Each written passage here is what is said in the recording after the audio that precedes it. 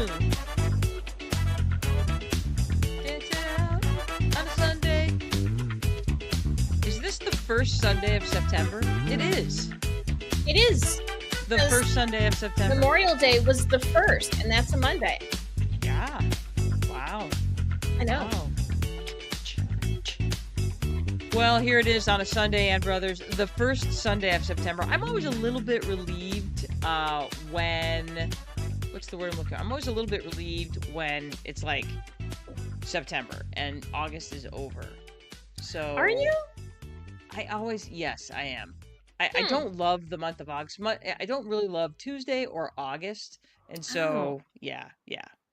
You know, I wasn't a big fan of August when I was teaching because it was like I felt like I was running out of time. And I wasn't a big fan of August or Sundays. And now I really like August and Sundays. Oh, so what are you saying, Anne? That maybe if I wasn't a teacher anymore, that I might enjoy August and Sundays? No. I'm not saying that about you. Oh, thanks, Anne. That's great. Great. Okay. Awesome. I was like, oh, I do. Oh, there. Well, I just have one kitty. My other kitty left. Hi, other kitty. So, yeah, cool. Yeah, Cool. that's All right, fine. anyway. All right, cool. Well, here we are on a Sunday. And we did some things this week. It's been a busy week. Look, Ann and I are wearing matching t-shirts today.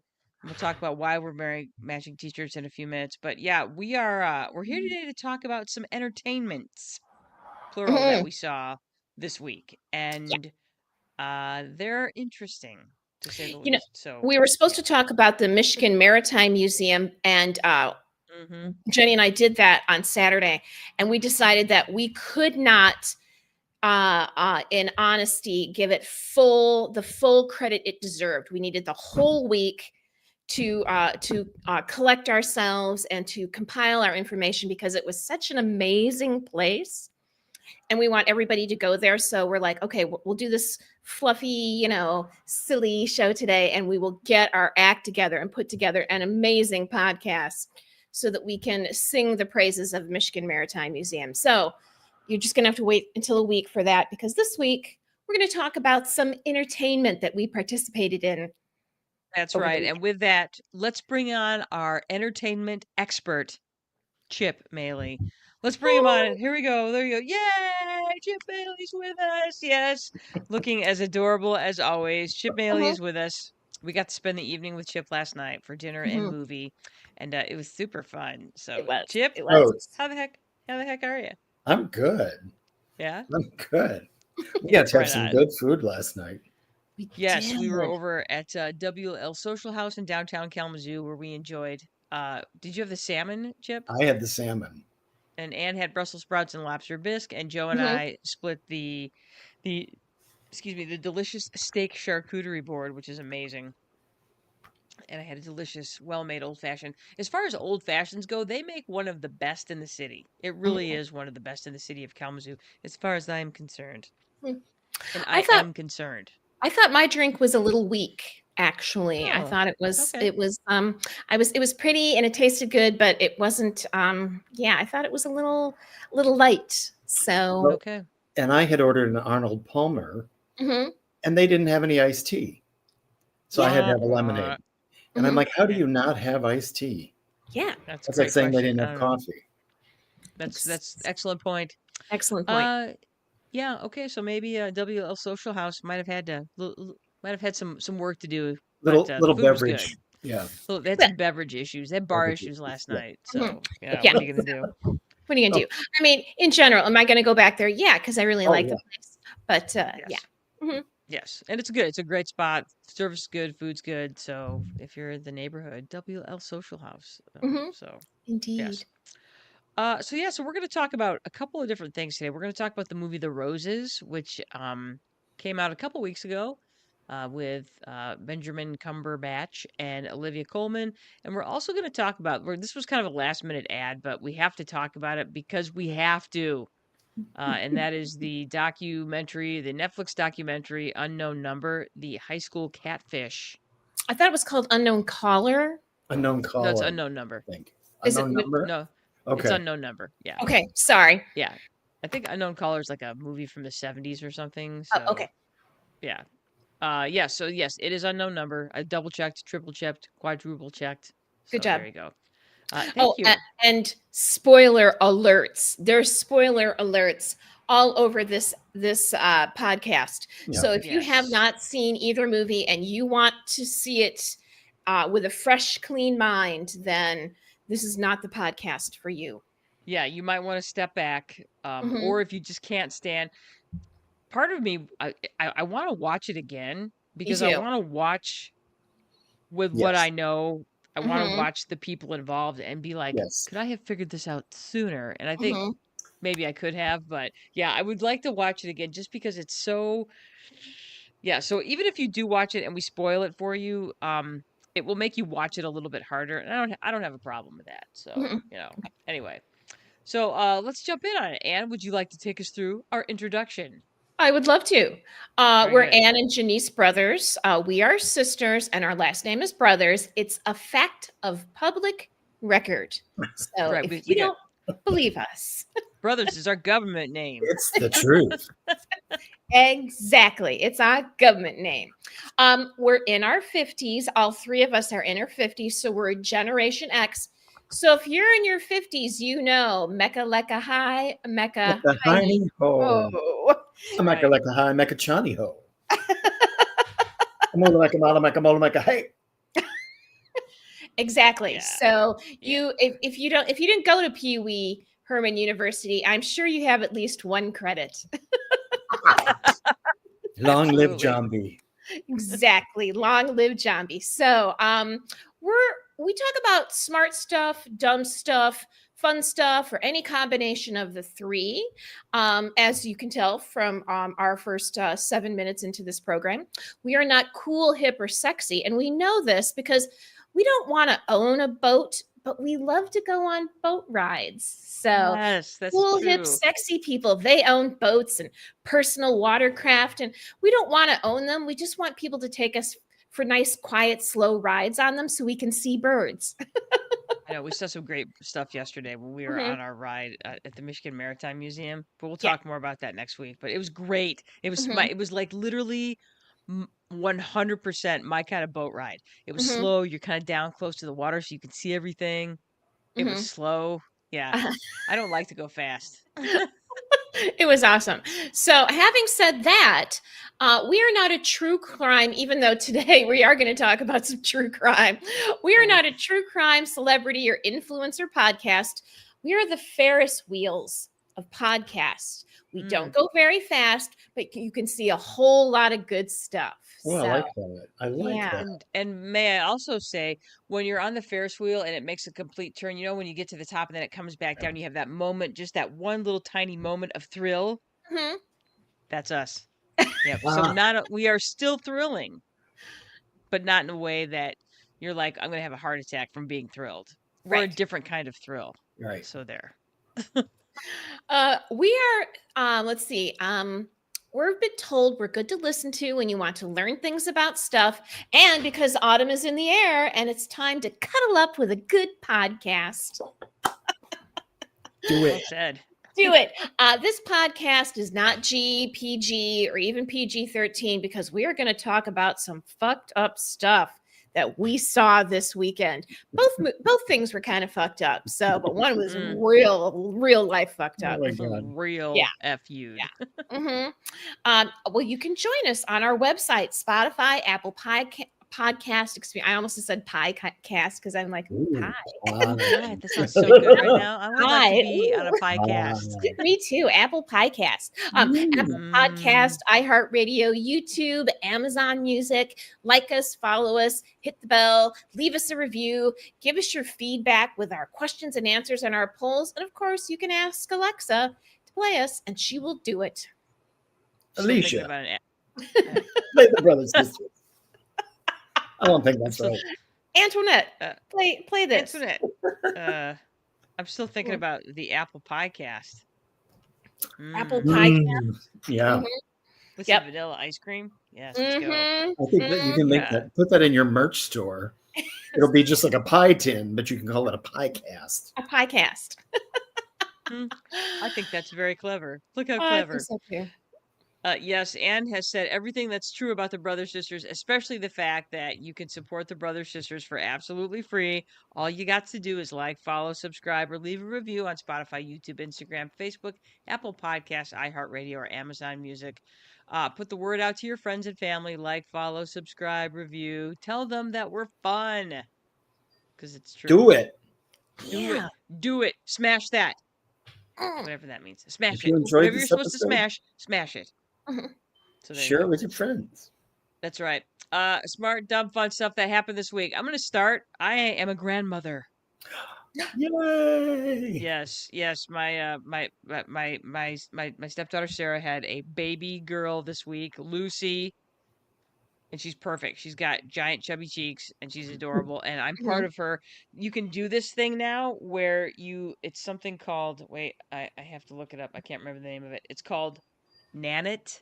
And what it is, it's like a little thing where you put the camera on the baby. You can watch the baby sleep. Oh my I love it so much. It's called I've been in Stalker. there, and I have like little notifications when there's movement, and I'm like, ooh, baby's moving. So yeah, I know. Wow. So fun. I know. Oh man, that's hilarious. Agreed. So there you go. Anne, now you. Well, I would like to talk about my new 2-can salt and pepper shakers, which was my fun this week. 2 cans. Don't you think these would be in Pee-wee's Playhouse?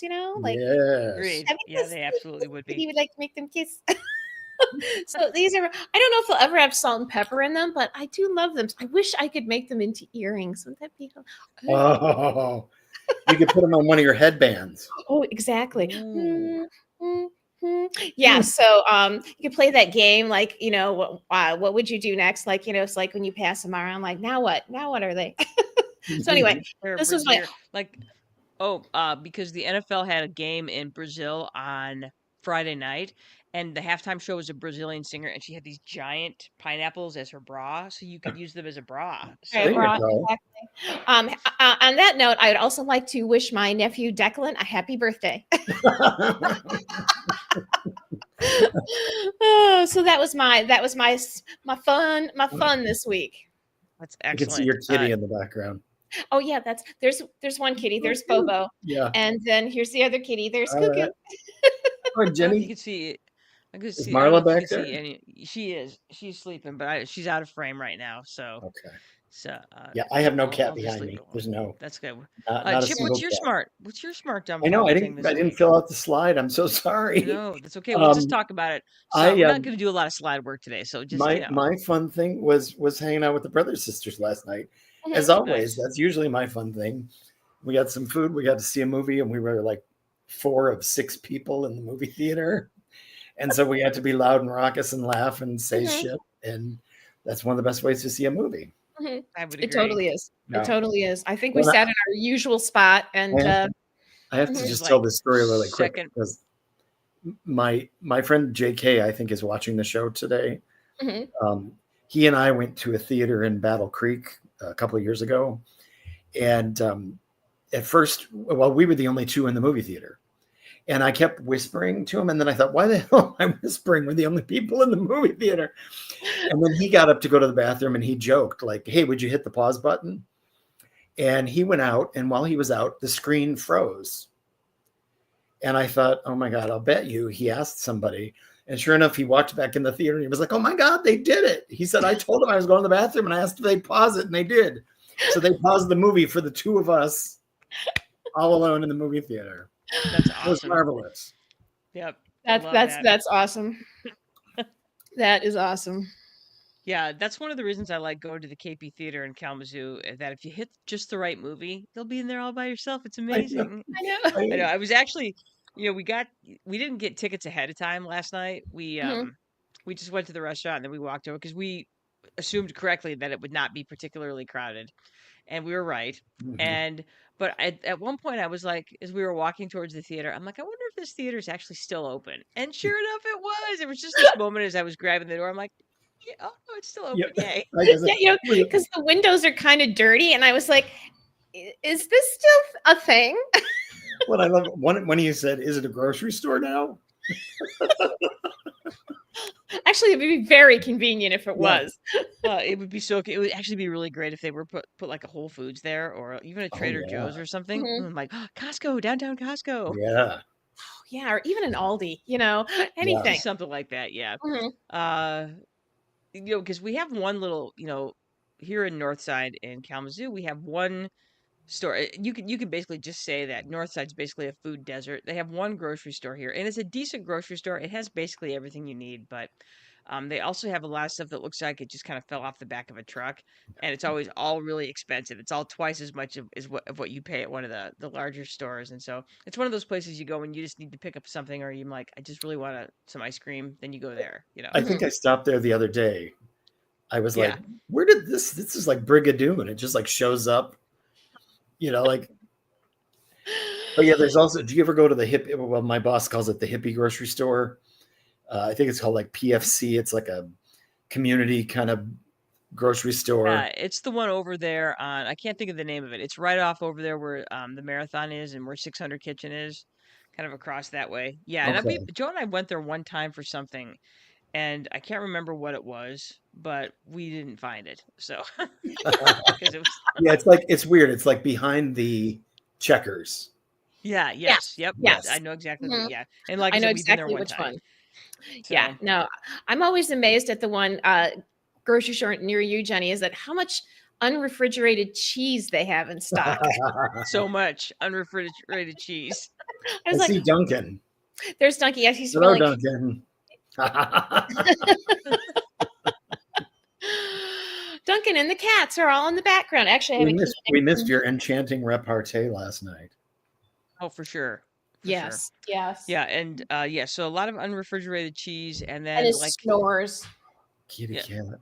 Oh, look, it's a kitty. It's a kitty. He's Bobo, like, I don't kitty. like it. I love it. He's like, I don't like it. The other thing I wanted to add is that I can't stop. My sister got me started on baby corn. And now my feed is basically entirely baby corn videos. So thanks for that. So, yeah, I know. He's hilarious. Baby corn is a kitten who. What's the matter with him? He's a black kitten. He's a black kitten. He's probably super inbred. That's probably the problem. Anyway, he's got a disorder, like an endocrine disorder, which he's not very big. So he's like 6 months old and he looks like the size of a 12-week-old kitten. So he's really tiny. And then his eyes go in two different directions. And so he's super wobbly and can't quite, it took him a long time to get potty trained because he kept falling over.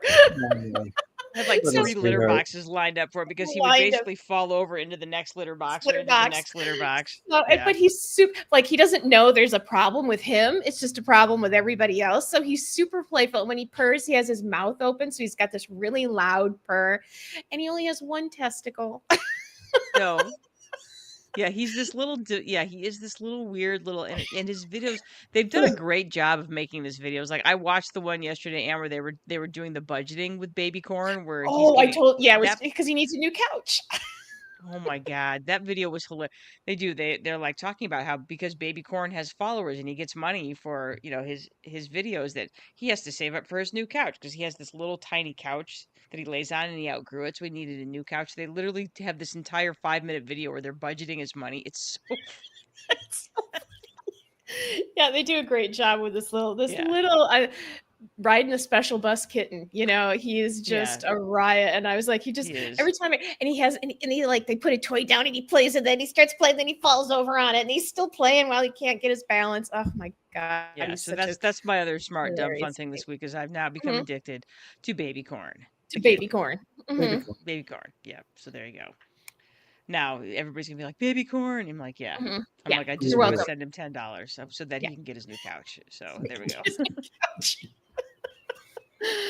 That's one problem I can solve, you know? All right. So let's start with this movie review. And like I said, we're not going to Okay. go slides today. We're going to go slide free today. Ann Brothers decided we were going slide free today. So good job, Ann Brothers. All Well, right. I So was we're just talking thinking, about the movie. it's Yeah, not worth man, we're just gonna talk about it. All right, it. Mhm.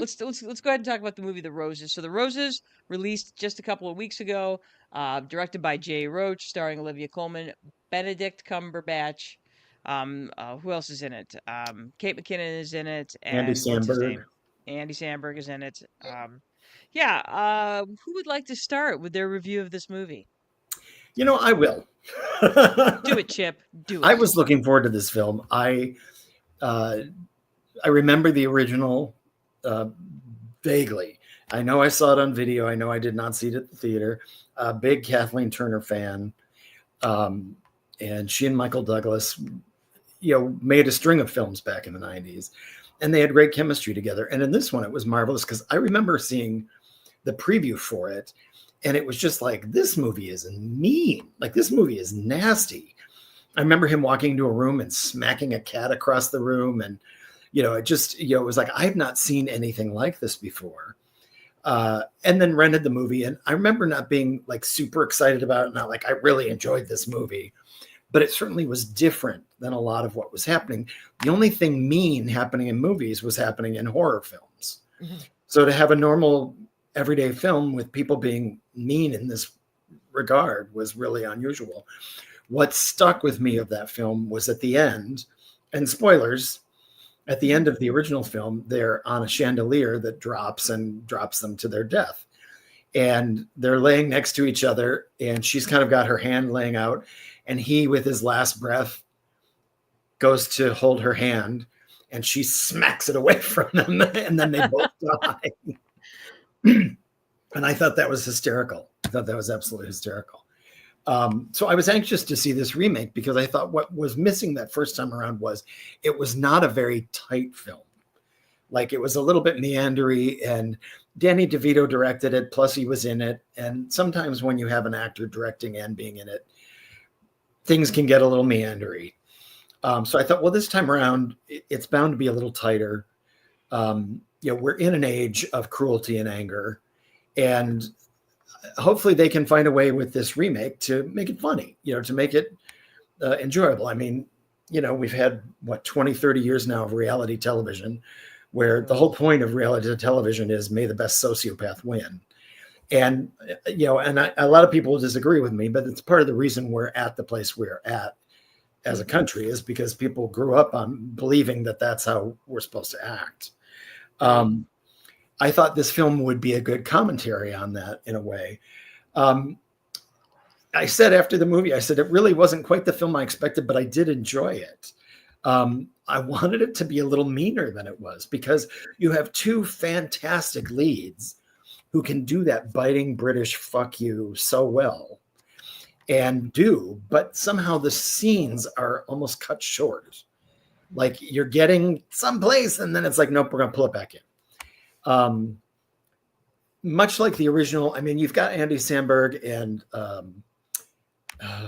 the woman, Kate McKinnon, who are incredibly talented people and great ad-libbers and improvisers, but their roles don't require that or those skills. And so it was kind of silly to put them in those places, not to mention their characters were not necessary. I mean, they existed because their marriage needed to make a comment about the main marriage. Mm-hmm. But it was the same. In the original movie, those characters were essentially Danny DeVito, and the housekeeper was played by Marianne Sagebrecht. And I remember thinking in the original, like, these people were not necessary in this story. But they switched the ending of this film. It's different from the ending of the original, and I won't really give it away, except to say that they tried to go a little nicer with it. They tried to give you a little bit more of a happy Hollywood ending to some extent. Mm-hmm. And I just thought, no, I really wanted this film to be mean. And I'm a person who right now is like, I'm not enjoying cruelty. I'm not enjoying meanness. But in this film, that's what I wanted. And I just didn't feel I was that fulfilled. What I will say is if you're excited to see this film, you can probably wait till it streams. Yeah, you don't need it's definitely a good streamer. Yeah. But the performances are dynamite. Benedict Cumberbatch and Olivia Colman are just fucking fantastic. And I'm afraid that I've sucked all the oxygen out of this now for the two of you. So I'm going to stop talking about it and let you guys go at it. Not at all. And you want next? Yeah, the only reason I really wanted to see it was for Olivia Colman because I'm a huge fan of hers, and I would see her in a toilet paper commercial. So so that was the only reason I really wanted to see it, and she did not disappoint me. She, as the performer, did not disappoint me. Like you said, when I think about her performance in Fleabag and the biting, how she could take the main character down. It was so brilliant. And I wanted to see, like you, I wanted to see that sort of brilliance between, these two. That's like, what? Was that an insult or wow? It's like that was so, and that's a writing and directing problem. That was not an acting problem. I'm tired of Hollywood remaking films. This was based on War of the Roses, as Chip said, and why aren't we making new films? Why are we rehashing old films? So that's probably, if Chip hadn't wanted to see this, and I always have fun at the movies with Chip, I probably would not have seen it until it had come out on video. And I would suggest that again. I think it's an interesting commentary about how, we think this is a really mean and cruel time, but the truth is the people who can be the cruelest to you are the ones that know you the best. And who knows you better than a spouse? And they are the ones that can cut you the deepest. And in a way that makes that really sad is that, you come together as a couple to fight against the world, and you end up hurting each other the most. And that was, so that makes this a sad movie in that there's no one can do that to you in a way somebody that loves you can.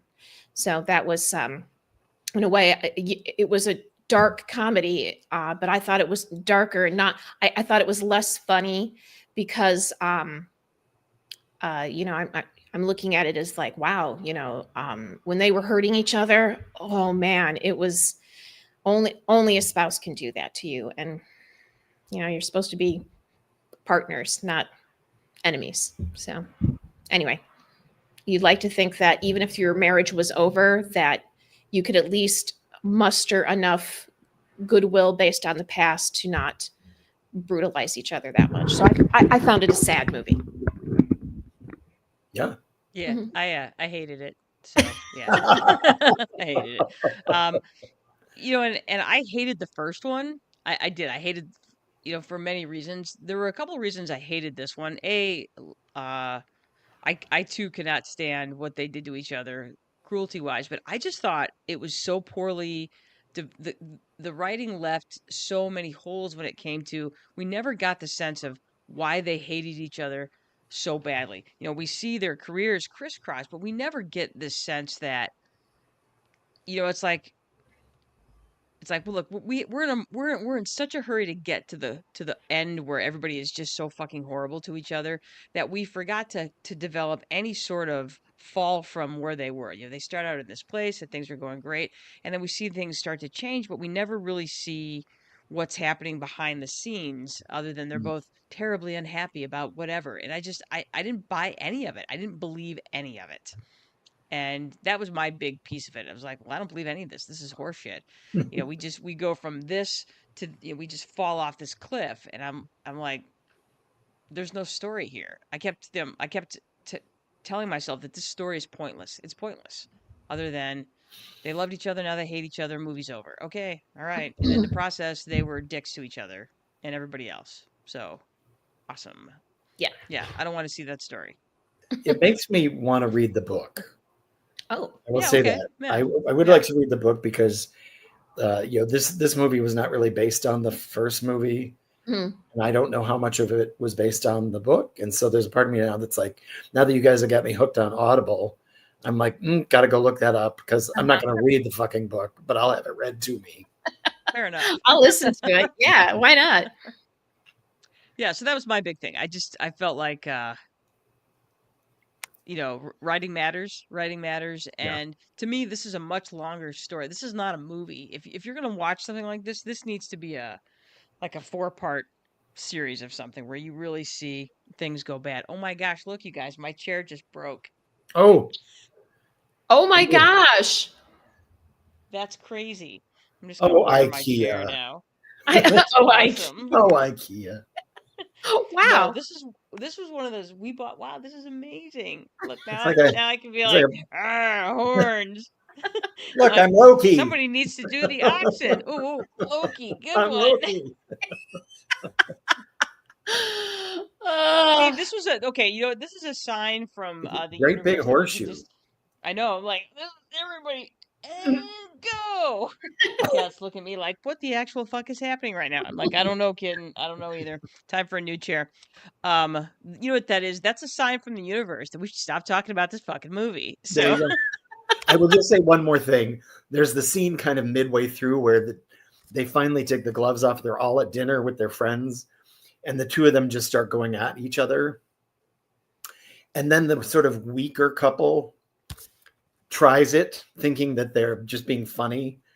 And it's just so bad that you're like, this is kind of like watching Americans try to emulate the British in a way, or watching stupid people try to emulate smart people. Wait, look at Joe Peters has come up from the basement with new chair. Wait, we got to Right swap on, out Joe chairs. Peters. You mean General Manager Joe Peters? General Manager. Yeah. Thank you, Joe Peters. Regional Manager Joe Peters. Regional Wait, Manager. I have to do this. Wait, I have to do this one more time. I have to do one more bit with this thing. And like, flying the plane. Pull up. I'd like to say just one more thing too. I loved the costume designer because I wanted every outfit that what's her name was wearing. That Olivia Colman. Olivia Colman was wearing. I wanted every single outfit and every pair of earrings that she had on. So, hats off to the costume designer for Olivia Colman's character. Yes, I agree. And I liked their house. I liked the house that he designed. I thought that was cool. I liked his house. So. Yeah. That they eventually, probably burned down in the end. But spoiler alert, they die. If you are interested in the film, stream it. Mm-hmm. If you really want a night out of the movies, then go see it. I mean, there's not a lot of films out right now. Well, there really isn't. Unless you're really into horror, there's a ton of horror films. But if you're looking for something different, But yeah, love it. Boy, that is very true because unless you want to watch a horror film or a Marvel movie, not a lot out there. So, yeah. Indeed. All right. Next. Let's talk. Okay, let's get to the star of the show. So, I left for work on Friday, and as I was getting ready to packing up my bags and stuff, my workmate Kelsey Shoemaker, who you've met here on the show before, she is our true crime expert. Kelsey Shoemaker basically said we weren't going to be friends anymore if I didn't watch the documentary on Netflix, Unknown Number. And I was like, fine. So anyway, she's like, I'm not going to tell you anything about it. All I know is that you have to watch it. So I was like, okay. So of course Friday night comes and I start watching it because I can't not watch it. And I thought, I'm going to stop watching this now. And I couldn't stop watching it. And so real quick. So it's on Netflix. So if you have Netflix, this is what you're going to want to do. Look for the docuseries Unknown Number. And here's some background. So it's 2020. It's Beale City, Michigan. That's right. This is happening in Beale City, Michigan is a small town that kind of sits right in the middle of the state. So if you're looking at the state of Michigan here, it's kind of right in this smack in the middle, kind of in the Mount Pleasant area, kind of open plains, lots of windmills out there, that sort of thing. Kind of a drive through. It's one of those places you drive through on your way up north.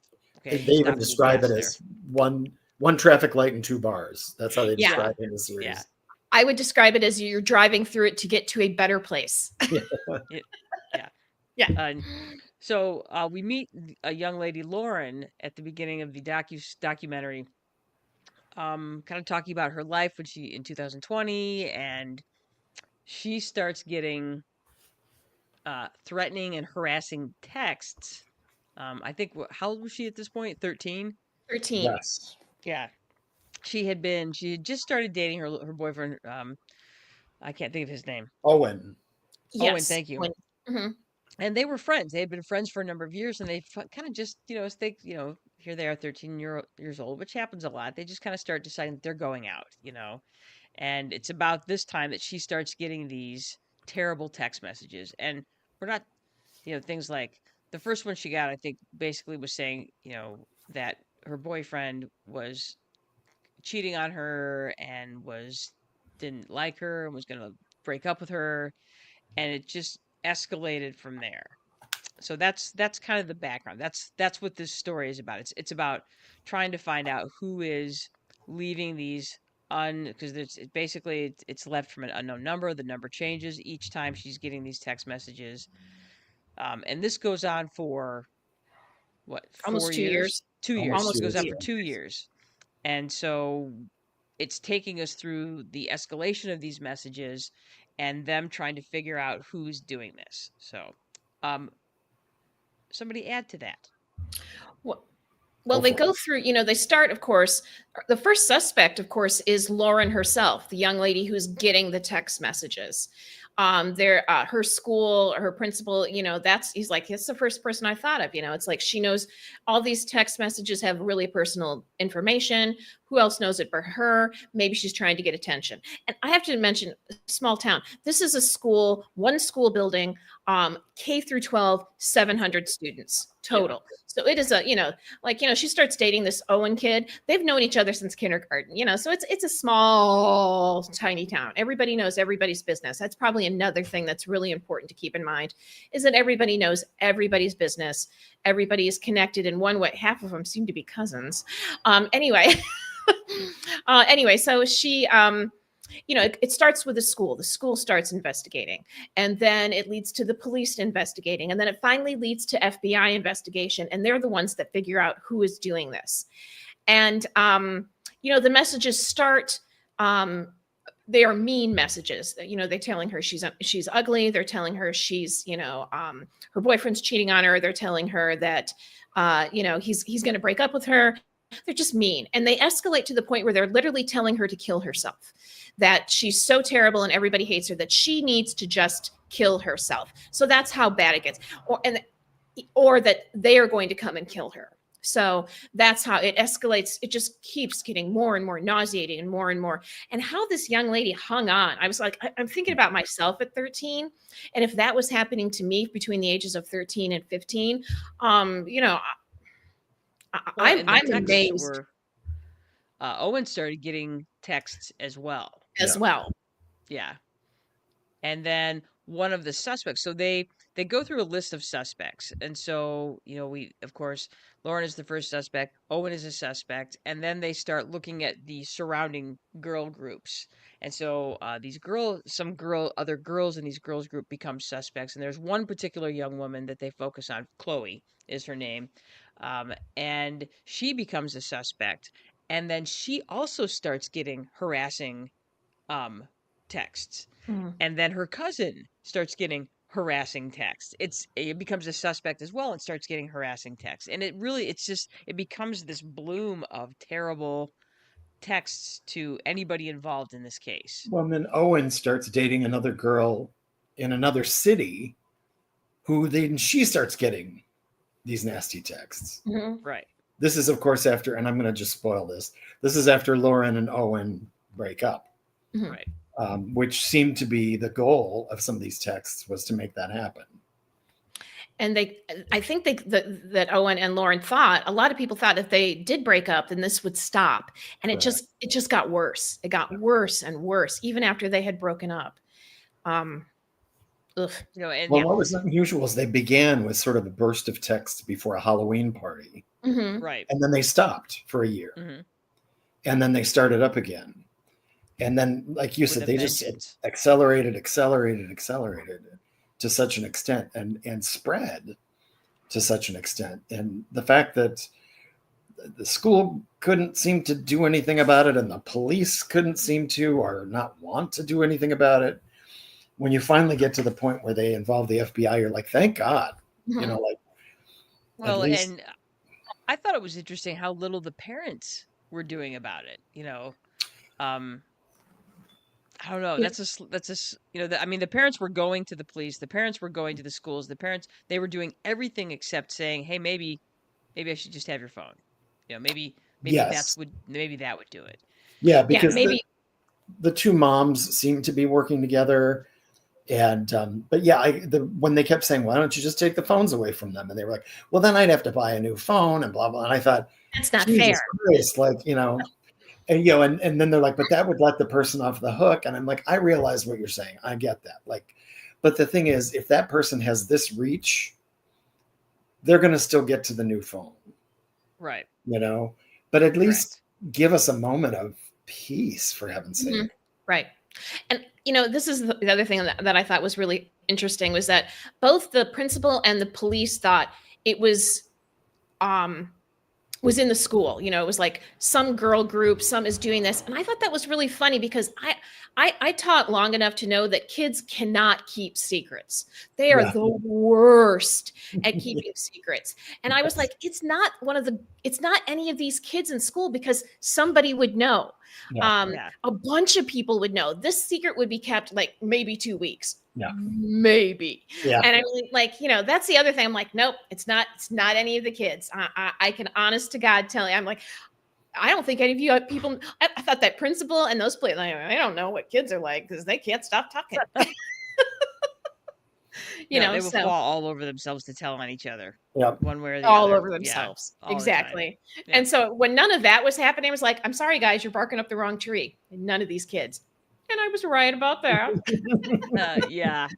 Well, so finally, after, everybody's at the end of their rope, finally the FBI gets involved. And so, the FBI, and honestly, the FBI didn't take too long to figure it out. So the FBI, because the person that was doing this, what they were doing is they were using a random number generator. So they were using an app that allowed them to use random numbers to send these texts. And so what the FBI guy did is he basically subpoenaed the app company and said, "Hey, I need you to let me know, what company is this coming through?" And they're like, "Oh, it's Verizon." So then he goes to Verizon with a subpoena and says, "Hey, I need you, I need the IP addresses for these numbers." And so they come up with the IP addresses, and it points to one person and one person only.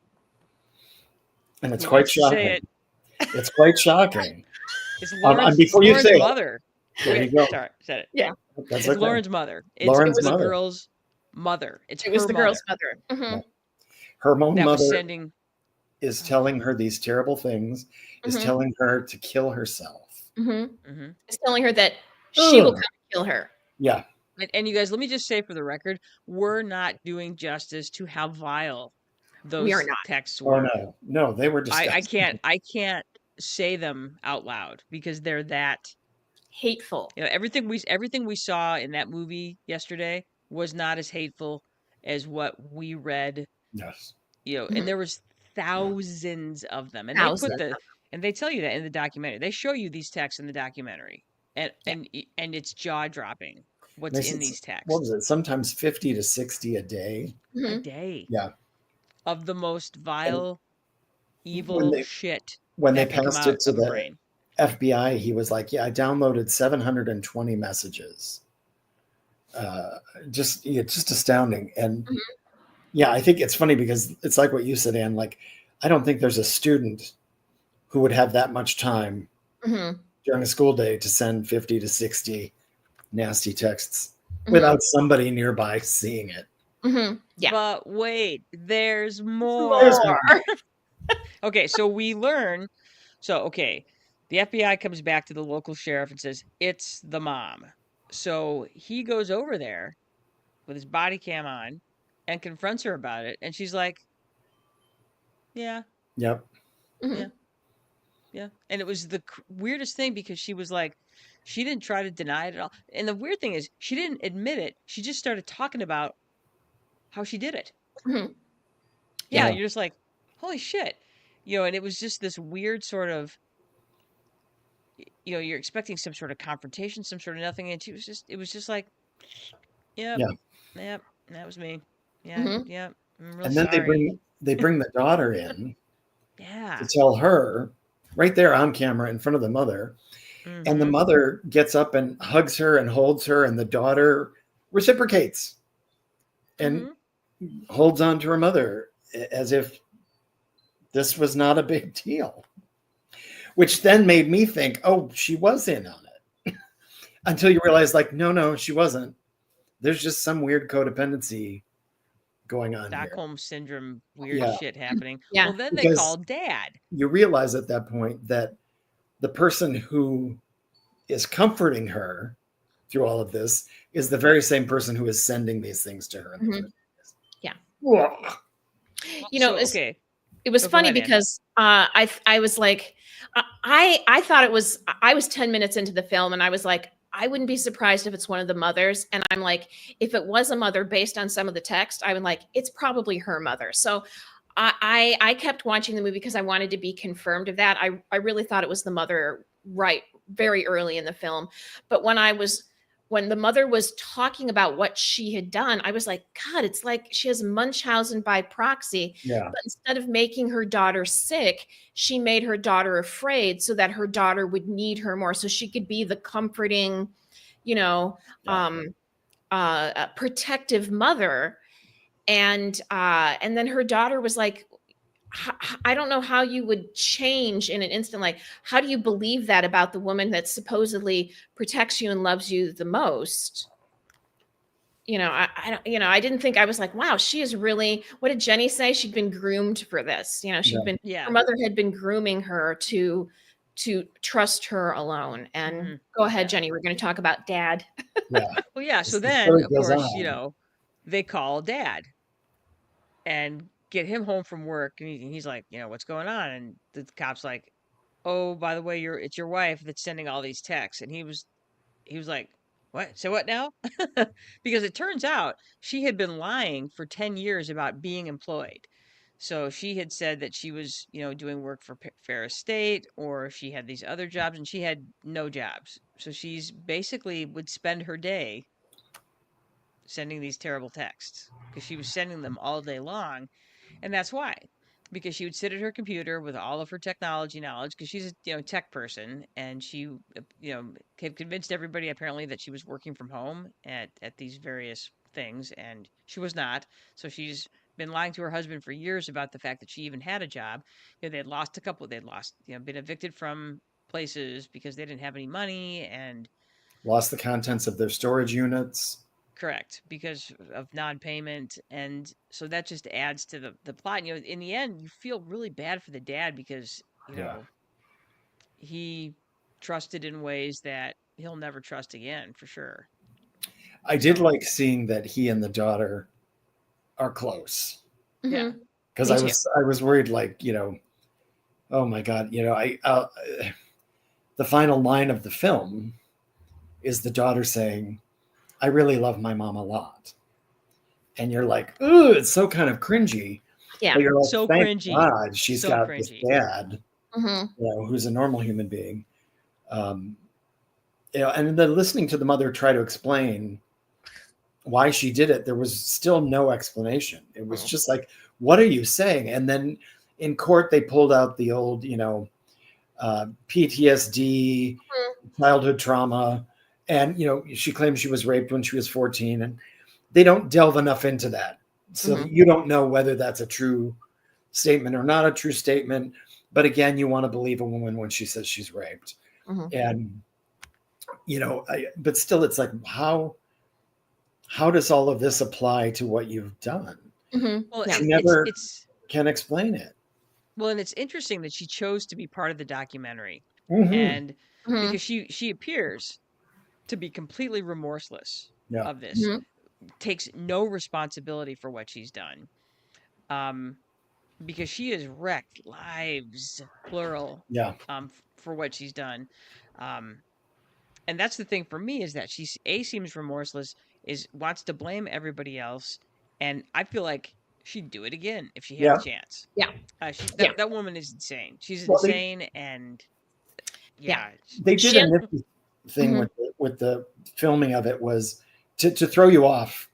There's a lot of footage of her and the other mom in the early parts of that they're working together, and so that threw me off totally.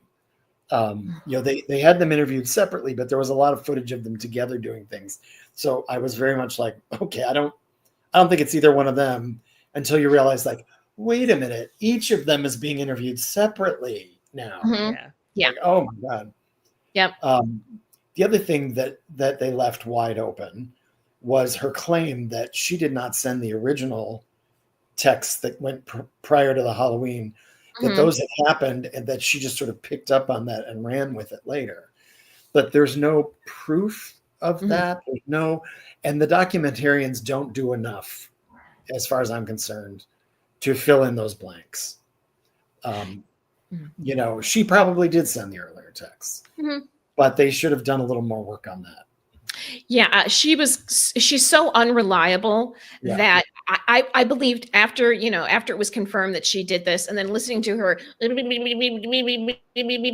her explanation, and I was like, oh yeah, I believe nothing out of her mouth, because thus far, she has said nothing honest or truthful, other than yes, I did it.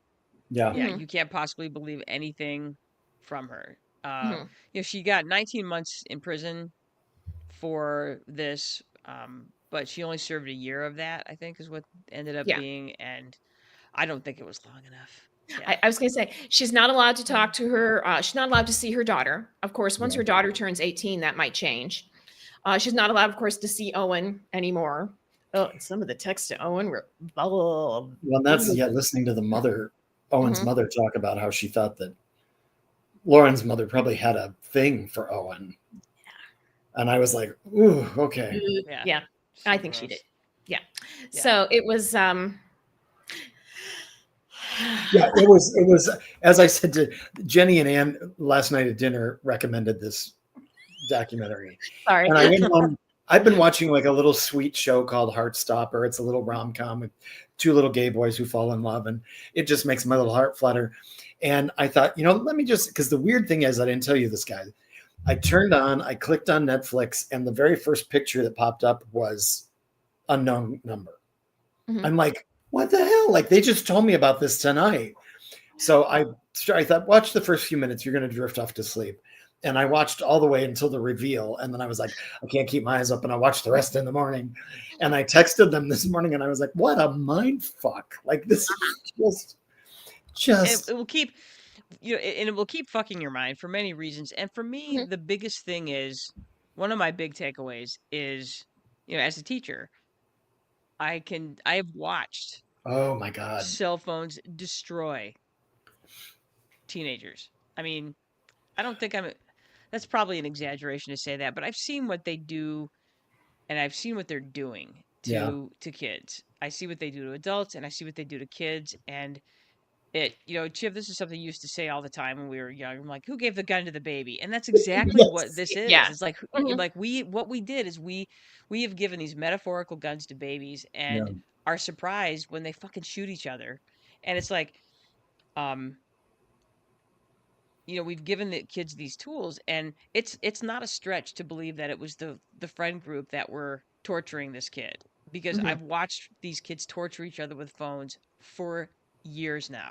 Yeah. I've had a front row seat of this horse shit for so long. Good God. That it really is discouraging. We finally put a phone policy in place at my school this year, and it's every school should have a phone policy, because it's that important to keep kids away from these things for at least 7 hours a day. It's the least we can do. I mean, even the kids were talking, in the video, they were talking about, sometimes I spend, 12, 13 hours a day on my phone, Yeah. Yeah. The one girl who was like, I like my phone. I know. I liked mine too. I've been trying to back off from it a little bit. Yeah. It's really hard, because this little thing is designed to have your attention, and everything on it is designed to keep you on it. Yeah. Baby corn. And when you're corn, and when you're 13, it's hard to manage at 54. Try managing it when your little tiny frontal lobe ain't doing anything right yet. Exactly. So, and it's just, and the fact that, oh my God, the fact that there's no respite from it, if no respite is managed into it. Yeah. It's like, finally the mother of Owen's mother finally just took it away from him at night, because, it would constantly be going off because God forbid you miss a notification. So, yeah. Anyway. So check it out because it's it's a real spirit lifter. It's awesome. Yeah, our media consumption this weekend was very, very, very draining. Yeah, but absolutely, I would say check it out because it's fascinating to watch, and it's fascinating to watch this woman, the mother, just like she is kind of like a mom that would be next door that you probably trust. It's creepy. It's creepy as hell. So, yeah, she was a 7th grade basketball coach. She was the mom that was, always making cookies for everybody and was super involved with her daughter's life and coaching teams and keeping scores and keeping the records and at, all the practices, and she was well liked in her community. She was well liked and respected in her community. I did like when they brought in her cousin. Her cousin was like, she was like if she was here now, she would be off to the side of the camera, tap dancing, trying to get everybody's attention. And I was like, that just really describes what all this was about. Yeah. So yeah, there you go. Some uplifting things to watch. Okay. Wow. Yeah. Ann and Jenny and myself, I don't have mine on, but we all graduated from Pee Wee Herman University. Pee Wee Herman University. When times were better and entertainment was Pee Wee Herman. There you go. Puppets. You know this podcast loves Pee Wee Herman, so yes, exactly. Yeah, that's we have established that for sure. Yeah, if you need to watch something lighthearted and happy, then go watch Pee Wee's Big Adventure. Don't watch the 2 movie, the stuff that we did this weekend. Go watch Pee Wee's Big Adventure. Yeah, indeed. All right. Well, I think we are sitting here at 56 minutes and change. So well done, everybody. Yes. You did it. You survived another week with the Brothers Sisters and entertainment expert Chip Moehle. And this was a good one today, you guys, because we took you through some dark territory with some dark entertainment today. So thanks for sticking with us for sure. And remember, we want to hear from you. We would love to hear your poll. We'll have a poll for this one. Questions, concerns, comments. Confessions. And you know what though, if you're cyber stalking somebody, I don't want to know about that. Don't tell me. Just go to the police right now. Turn your Jenny. Did we lose you? Okay. I think Jenny. I think we lost Jenny. Oh, no. Am I frozen? Comments, concerns, and confessions, of course. Share this episode with a friend if you enjoyed it. Exactly. Share it with a friend and a loved one. Am I back? Yes, you're back. We missed you. Okay, good. I know. I'm sad that I was back. I don't know. I've been getting a little signal that I have weak internet or whatever. Oh. So, remember you can, come hang out with us. Spotify, YouTube, Instagram, Facebook, iHeartRadio, Apple Podcasts, Apple Music. That's right, Apple Podcasts. Let's go. Apple Pie. Join us next week when for sure we are going to talk about. Wait, I got to turn my music on. Join us next week for sure when we talk about the Michigan Maritime Museum. Bailey Soymore, you continue to be the greatest. And what a great, I can't wait to talk about it because it really is a genuinely fantastic place and needs to be seen by all. There you go. So in the meantime, thank you, Chip Moehle, for joining us. Thank you, brothers, sisters. I always love joining you. It's a pleasure. That's right. I am Janice Brothers, and with me is my sister. And brothers. And entertainment expert Chip Moehle. That's me. We want you get out there, do something smart, do something fun, do something dumb. We are out of here. Bye. Oh.